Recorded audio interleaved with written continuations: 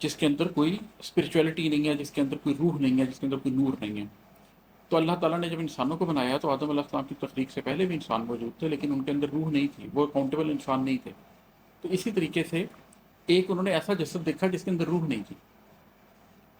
میری انٹرپریشن یہ ہے کہ قرآن کریم یہاں پر دجال کی بات کر رہا ہے، اور یہی وجہ ہے کہ اس کے بعد سلیمان علیہ السلام نے یہ دعا بھی کی کہ میرے بعد ایسی حکومت کسی کو نہ ملے، اس لیے کہ وہ یہ چاہتے تھے کہ کہیں ان کی یہ حکومت بعد میں دجال کے ہاتھ میں نہ آ جائے۔ ہم جانتے ہیں کہ موسیٰ علیہ السلام کے زمانے سے بنی اسرائیل میں یہ مسئلہ چلتا آ رہا ہے کہ وہاں پر ایک سٹاف کی، ایک سٹک کی بڑی اہمیت ہے۔ موسیٰ علیہ السلام کے ہاتھ میں جو سٹک تھی اسی سے انہوں نے دریا کو 2 ٹکڑے کیا تھا، اسی سٹک کو مارنے سے پتھر میں سے 12 چشمے پھوٹ پڑے تھے۔ بسم اللہ الرحمن الرحیم۔ آج کیمیا گھر کی جو نظم میں آپ کے سامنے پڑھوں گا اس کا عنوان ہے دعوت العرض۔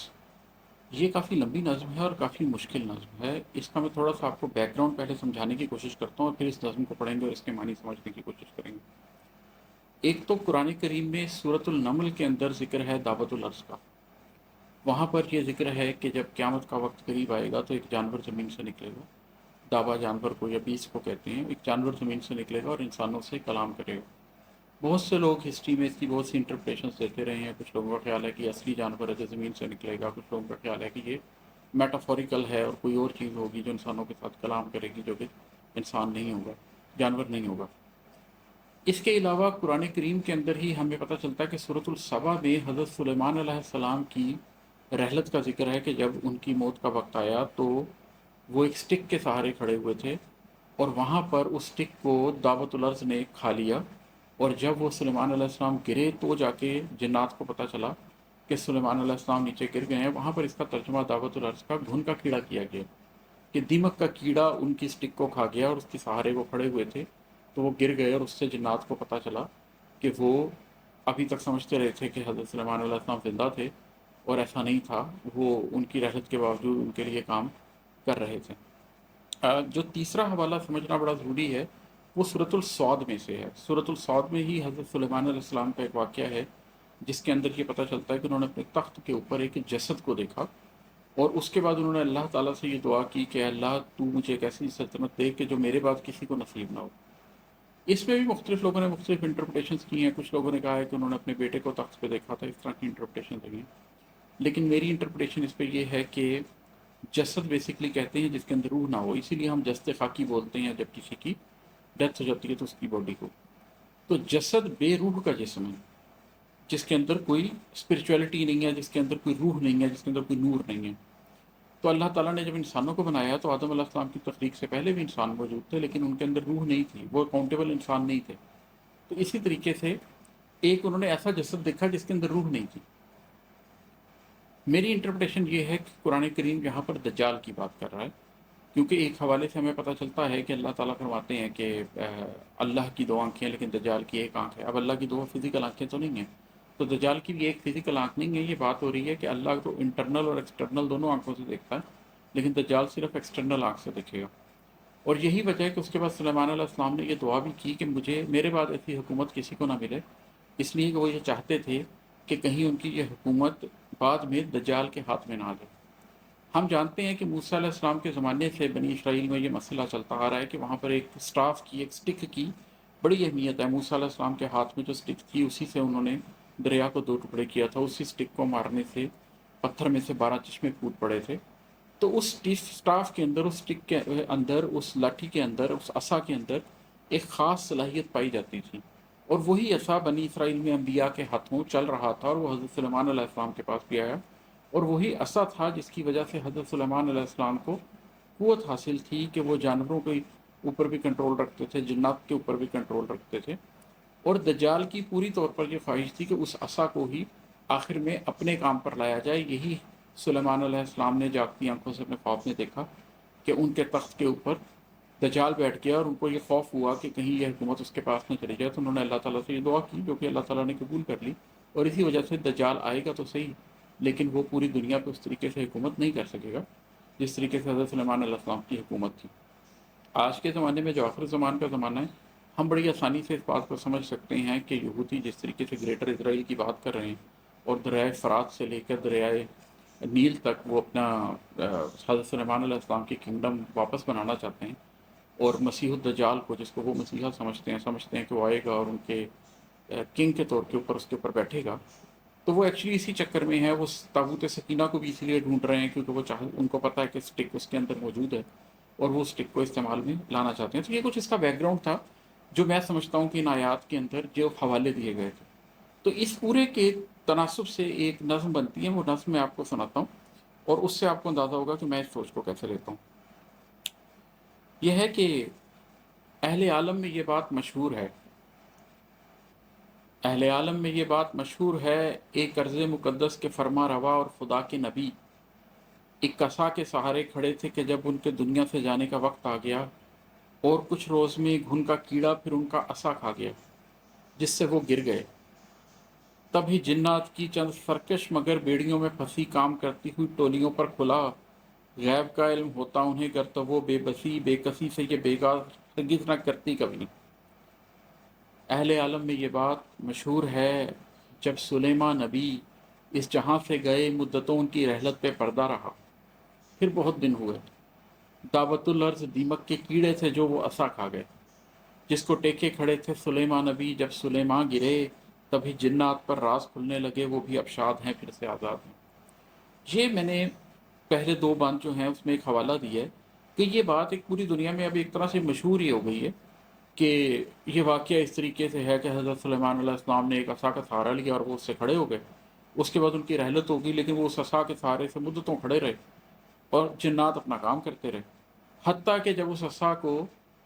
खा लिया घुन के कीड़े ने, दीमक के कीड़े ने खा लिया, तो फिर वो गिरे और उस वक्त सबको ये पता चला कि उनका वसाल हो चुका है और जिन्नात पर खुला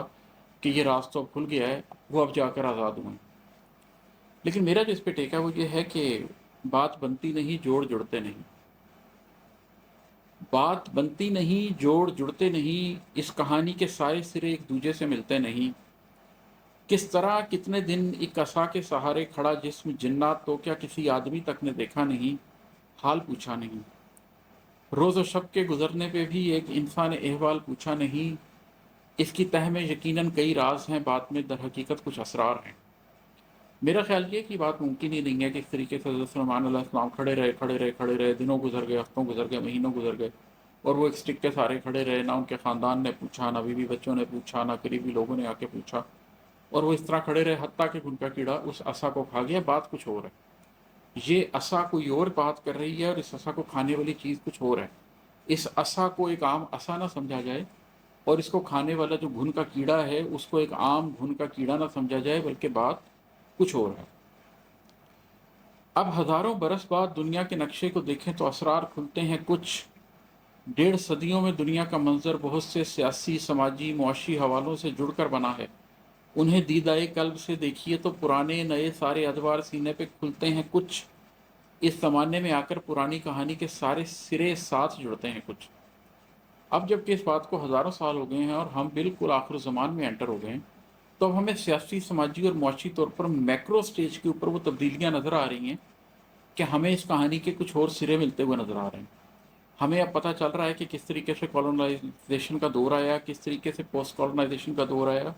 किस तरीके से उस दौर के अंदर पहले बरतानिया ने दुनिया पे हुकूमत की, फिर वर्ल्ड वार के बाद वो हुकूमत अमेरिका की तरफ शिफ्ट हुई, किस तरीके से बरतानिया उज़्मा ने इसराइल में यहूदियों को लाके बसाया, किस तरीके से इसराइल को एक स्टेट बनाया गया और कैसे अब ग्रेटर इसराइल की तैयारी हो रही है और गालिबन एक बड़ी जंग के बाद इसराइल को ruling state of the world बना दिया जाएगा. तो जिस तरीके से वो पिक्चर जाती हुई नज़र आ रही है उसमें पता चल रहा है कि सुलेमान अलैहिस्सलाम का वो जो ख्वाब था जिसमें उन्होंने दज्जाल को देखा था, जसद को देखा था कि उनके तख्त पे बैठा हुआ है, वो ख्वाब अब उस मंजर कशी की तरफ जा रहा है जिसके बारे में उन्हें ख़तरा था कि ऐसा ना हो जाए, जिसके लिए उन्होंने दुआ की थी. और हमें ये भी पता चलता है कि यहूदी जो ताबूत सकीना के पीछे हैं, ख़ासतौर पर उस स्टाफ के पीछे हैं जो पहले मूसा अलैहिस्सलाम के पास थी, फिर सुलेमान अलैहिस्सलाम के पास थी, उसकी वजह यह है कि उस स्टाफ की वजह से जिन्नात उनके काबू में हैं. और जब उस स्टाफ को दज्जाल हासिल कर लेगा, वो जसद हासिल कर लेगा, तो जिन्नात जसद के काबू में चले जाएंगे. तो ये जो खेल हो रहा है ये अब हमें नज़र आना शुरू हो जाता है कि ये स्पिरिचुअलिटी के साथ क्या खेल हो रहा है. हम जो जिंदा हैं इस आखिरी दौर में, आखिरी दौर जो नस्ल आदम की तारीख को दायरे में घुमाकर सभी रुख दिखाकर गुजर जाएगा, तब ही इंसान मुकम्मल सफ़र को समझ पाएगा آخری دور جو اپنے ماخذ میں پہلے کی ضد بھی ہے اور اس کی تصویر بھی، حق و ناحق کی تعبیر و تشریح و تقدیر و تحریر بھی، آخری دور جو یہ بتائے ہمیں نسل انسان نے اپنا سفر اب مکمل کیا، حق نے ناحق پہ اپنا تسلط ہمیشہ ہمیشہ کو حاصل کیا۔ آج اس آخری دور میں بات کھلتی ہے یہ، دعوت العرض میں اور سلیمان نبی کے عصا میں بھلا کون سا راستہ، یہ تحیر سے پر واقعہ کس حقیقت کا غماز تھا۔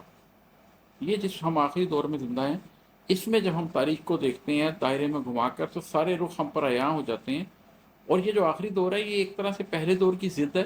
کہ پہلے دور میں تو گریٹر اسرائیل جو قائم ہوا تھا وہ حضرت سلیمان علیہ السلام کی ریاست تھی اور وہ اللہ کے حکم پر وہاں پر کام ہو رہا تھا، لیکن آخری دور میں جو ریاست قائم ہوگی وہ دجال کی ریاست ہوگی، وہ بالکل اس کا اینٹی تھیسس ہوگا، وہ اس کی ضد ہوگی، لیکن اس کی تصویر بھی ہے، اس کی تصویر اس طریقے سے ہے کہ ممک اسی کو کرنے کی کوشش کی جا رہی ہے۔ وہ روحانیت کے ساتھ تھا، یہ دجالیت کے ساتھ ہوگا، لیکن اسی کو ممک کر کے لوگوں کو دھوکہ دینے کی کوشش کی جائے گی۔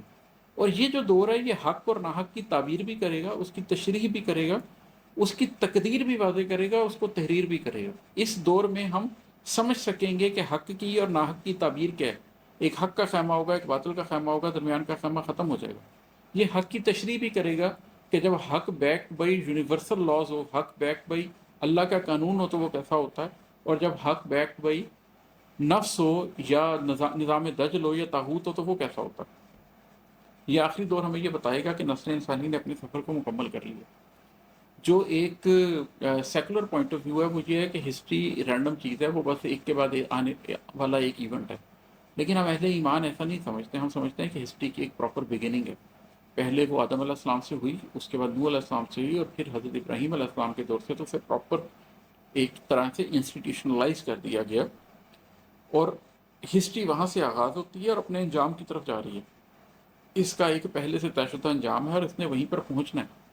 اور اس انجام نے کیا ہونا ہے؟ اس انجام میں یہ ہونا ہے کہ حق نے ناحق پہ غالب آنا، حق کے خیمے کے لوگوں نے ناحق کے خیمے کے لوگوں کے اوپر جیت جانا۔ اللہ تعالیٰ قرآن پاک میں فرماتے ہیں کہ اللہ حق کو باطل پر دے مارتا ہے، پھر باطل چکنا چور ہو جاتا ہے۔ تو آخری دور میں یہ کام ایک دفعہ ہونا ہے، یہ سارے کی ساری منظر کشی اس کے لیے ہو رہی ہے، یہ سارا کچھ اس کے لیے اکٹھا ہو رہا ہے۔ ہم پہ کھلتی ہے اسرار کی داستاں، اس کہانی کے جڑتے ہوئے کچھ نشان۔ ہم پہ کھلتی ہے اسرار کی داستاں، اس کہانی کے جڑتے ہوئے کچھ نشان۔ ایک عرض مقدس سے چلتی ہوئی داستاں کیوں فریب و دجل تک گئی، بعض صدیوں سے دن دل سے پل تک گئی، تب کہانی کے سب رخ عیاں ہو گئے، راز جتنے نہاتے بیاں ہو گئے۔ اب یہ داستان ہم پر کھلنے کا وقت آ گیا ہے، کیونکہ کہانی کے سارے سرے جڑ گئے ہیں، آغاز اپنے انجام سے ملتا ہوا نظر آ رہا ہے، اور ہمیں پتہ چل رہا ہے کہ یہ دجل کا زمانہ کیا کرنے کی کوشش کر رہا ہے۔ دعوت العرض دیمک کے کیڑے نہیں، یہاں میں اپنی انڈرسٹینڈنگ بتا رہا ہوں۔ دعوت العرض دیمک کے کیڑے نہیں، جو عصا کھا گئے تو سلیما جو اس کے سہارے کھڑے تھے وہ گرنے لگے، اور نہ ایسا ہوا مدتوں جست خاکی عصا کے سہارے کھڑا رہ گیا، اور عصا گر گیا تو خدا کے نبی اس سے گرنے لگے علیہ السلام۔ ایسا نہیں ہوا، در حقیقت سلیمان کی وہ عصا ان کے رب کی عطا اس لیے تھی کہ جو اس کا حامل بنے وہ مکمل حکومت کے قابل بنے۔ اس کو جن و بشر، طائر و جانور، حامل خیر و شر پر قیادت ملے۔ وہ عصا جب تلک ان کے ہاتھوں میں تھا، سرکشی پہ تلے جو صفت سارے جن ان کی قوت میں تھے، ان کی طاقت میں تھے۔ اصل میں اس سٹاف کے اندر ایک قوت تھی، ایک اسپرچول انرجی تھی، جس کی وجہ سے وہ معجزاتی چیزوں پر قادر تھا۔ موسیٰ علیہ السلام کے زمانے سے لے کے سلیمان علیہ السلام کے زمانے تک اس عصا کے طور پہ وہ معجزاتی کام ہوتے رہے۔ اس عصا کے شکنجے میں جکڑے ہوئے جن زمان و مکان سے کٹے، زندگی کے سبھی ضابطوں سے ہٹے، ٹولیوں میں بٹے،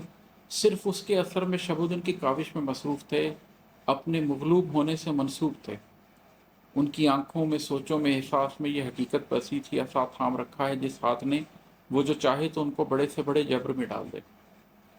وہ جو سلیمان علیہ السلام کے ہاتھ میں عصا تھا، اس عصا کی وجہ سے وہ تمام جنات قابو میں تھے، اور وہ لگے ہوئے تھے اس کام کے اندر۔ ان کو پتا تھا کہ اگر ہم نے ذرا سی بھی غلطی کی تو ہمیں سخت ترین سزا دی جائے گی۔ سلیمان علیہ السلام کی رحلت ہو گئی، لیکن اس عصا کو ابھی وہ روحانی خصوصیت حاصل ہے، ابھی اس کو دعوت العرض نے نہیں کھایا۔ تو سلیمان علیہ السلام کی رحلت ہونے کے باوجود جنوں کو پتہ نہیں چلا، اس کے باوجود جنات اس عصا کی وجہ سے کام کرتے رہے حتیٰ کہ اس وقت تک کرتے رہے یا کرتے رہیں گے جب تک وہ عصا دعوت الارض کھا نہیں جائے گا،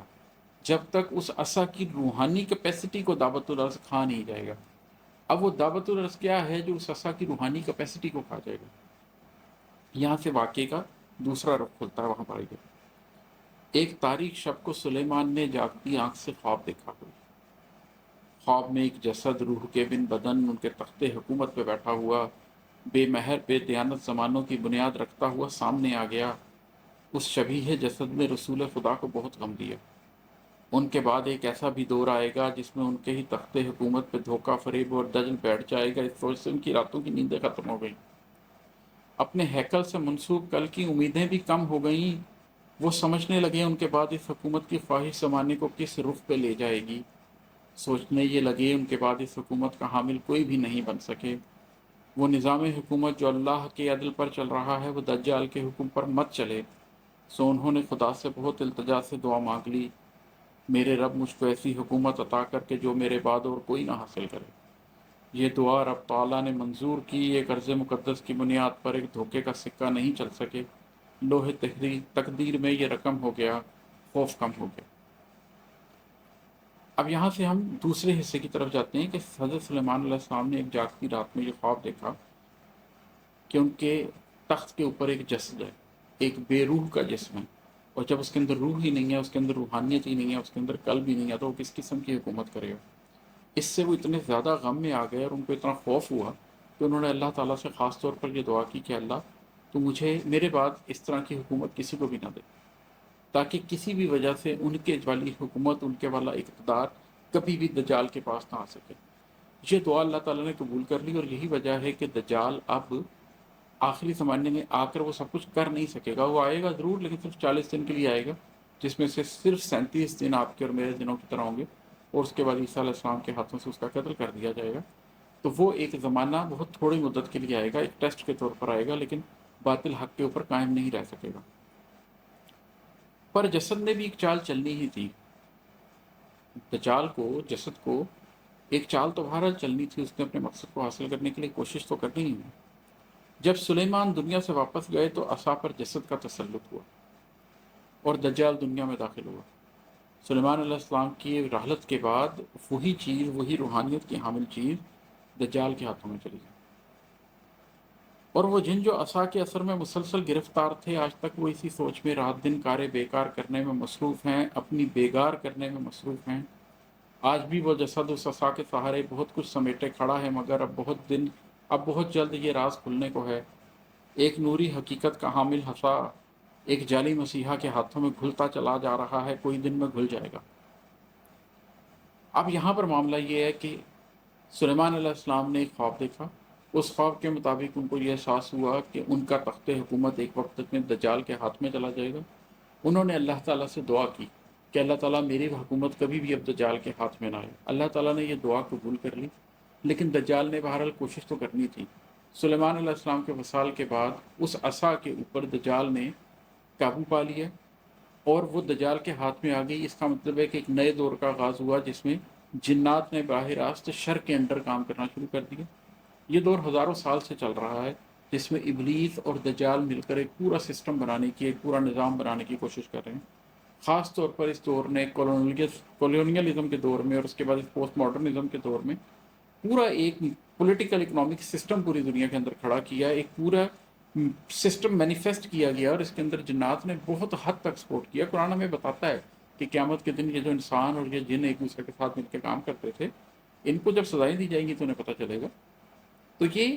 شر والے انسانوں اور شر والے جو جنات ہیں ان کے درمیان ایک الائنس ہزاروں سال سے چلا آ رہا ہے، اور اب وہ اپنے پینیکل پر پہنچ چکا ہے، اور اس الائنس کے اندر وہ جو عصا تھی سلیمان علیہ السلام کی وہ مس یوز کی جا رہی ہے۔ لیکن کیونکہ اس کی ایک نیگیٹو انرجی ہے، دجال کی ایک نیگیٹو انرجی ہے، اور وہ جو دعوت الارض کریٹ کیا جا رہا ہے، جو ایک نیگیٹو انرجی کریٹ کی جا رہی ہے جو انسانوں سے آخر الزمان میں کلام کرے گی، اس کے نتیجے میں وہ بہت کچھ حاصل تو کر ہی رہے ہیں، لیکن ساتھ میں اس اسٹاف کی، اس عصا کی روحانی خصوصیت بھی کھائی جا رہی ہے،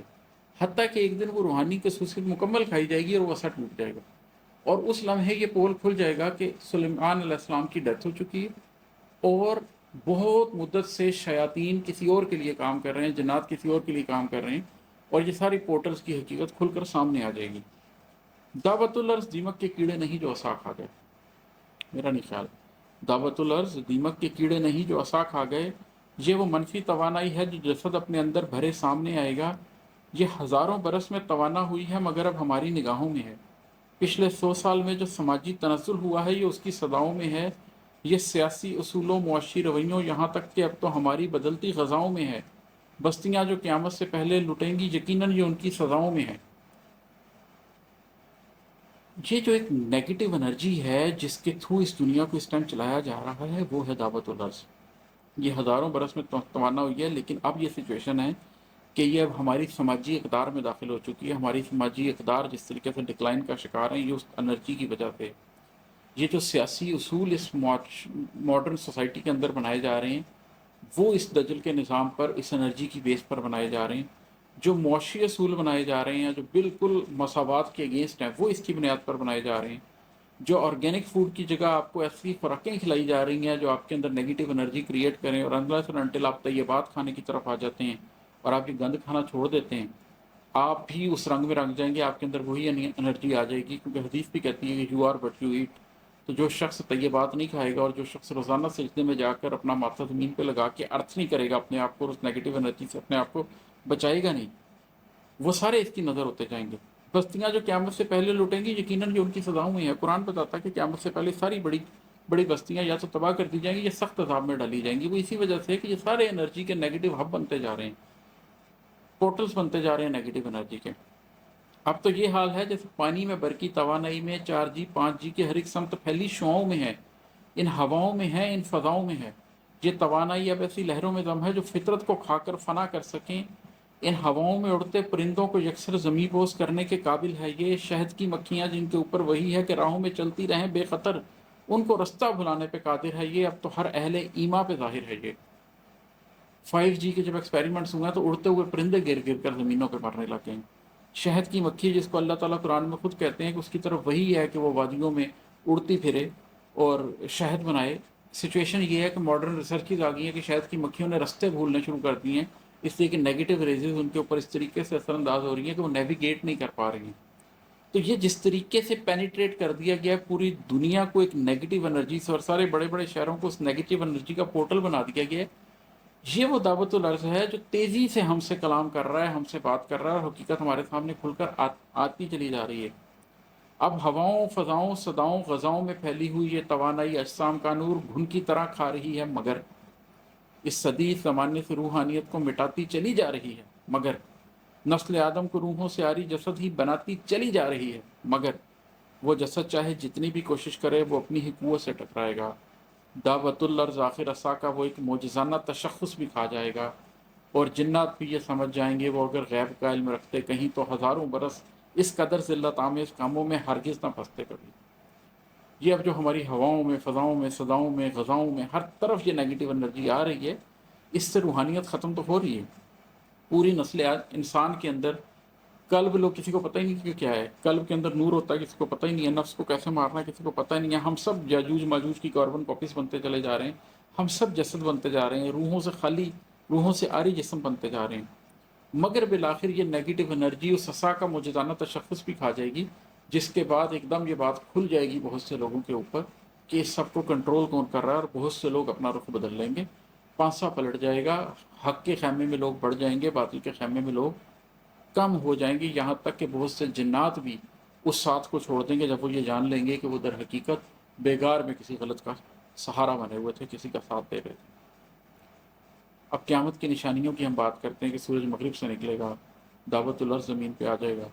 سورج تو مغرب سے نکل بھی چکا ہے، ایک زمانے میں مشرقی تہذیب چھائی ہوئی تھی، اب تو مغربی تہذیب چھائی ہوئی ہے، ہر چیز مغرب سے آتی ہے، سورج مغرب سے نکل چکا ہے، دعوت الارض دنیا میں آ چکا ہے، آج مغرب سے سورج نکل بھی چکا، دعوت الارض شہروں میں پھر بھی چکا۔ ایک دن نہ بہت ہی قریب آ لگے، ایک دن نسل انسان کی تاریخ کا آخری مارکا آئے گا، یہ فریب و دجل کا زمانہ ہی ڈھل جائے گا، پہلے ارض مقدس میں پھر ساری دنیا میں مشرق سے سورج نکل آئے گا۔ ہر معاشی، سماجی، سیاسی عمل اس جسد اور اس کے بنائے ہوئے عارضی ضابطوں سے نکل جائے گا، جھوٹ کا دور انسان کی تاریخ سے یوں پھسل جائے گا، ایک نئے دور کا ضابطہ آئے گا، کفر مٹ جائے گا، حق ٹھہر جائے گا۔ یہ سارا کچھ ہونے کے باوجود ہم اس آخری مارکے کے بالکل قریب ہیں جو اسلامک اسکتالوجی کے مطابق پینیکل ہے آخری زمان کا بھی، جس میں دجال کو ہرا دیا جائے گا، عیسیٰ علیہ السلام دنیا کے اوپر حکومت کریں گے، اور اس زمانے میں وہ نسل انسانی کی تاریخ کا آخری مارکہ ہوگا، جس کے بعد فریب و دجل ہمیشہ کے لیے مٹ جائے گا۔ ہمیشہ کے لیے یہ بات طے ہو جائے گی کہ اللہ کا بتایا ہوا دین ہی صحیح دین ہے۔ اس کے بعد پہلے ارض مقدس میں، بیت المقدس میں، اور پھر پوری دنیا میں مشرق سے سورج نکلے گا۔ اس پوری دنیا کا معاشی نظام بدلا جائے گا، سماجی نظام بدلا جائے گا، سیاسی نظام بدلا جائے گا، آپ کی ڈکشنری کے لفظ تک بدل جائیں گے، لبرل کا معنی آپ کے نزدیک بدل جائے گا، کنزرویٹو کا معنی آپ کے نزدیک بدل جائے گا، فنڈامنٹلسٹ کا معنی آپ کے نزدیک بدل جائے گا، کیونکہ اللہ کا وعدہ ہے کہ حق نے باطل پر غالب آ جائیں، ایک نئے دور کا ضابطہ آئے گا، کفر مٹ جائے گا، حق ٹھہر جائے گا۔